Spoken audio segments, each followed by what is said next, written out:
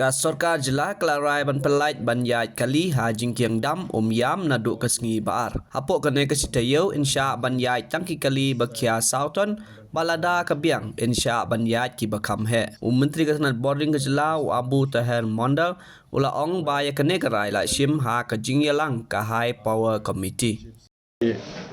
High Power Committee for the Umïam Dam and Bridge has sat under the chairmanship of Honorable Deputy Chief Minister Preston Thinsong, were also present the Chief Secretary, the DGP, District Commissioners, Deputy Commissioners, then the officials from PWD, MECL, and also our consultant from IIT.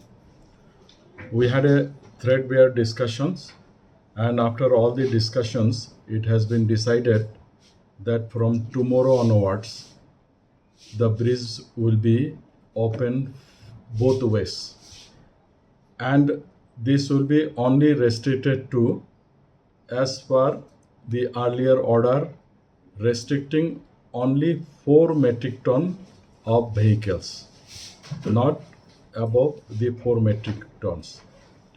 There will be a further notification later on, and when that notification will come, I will call you again and explain the situation.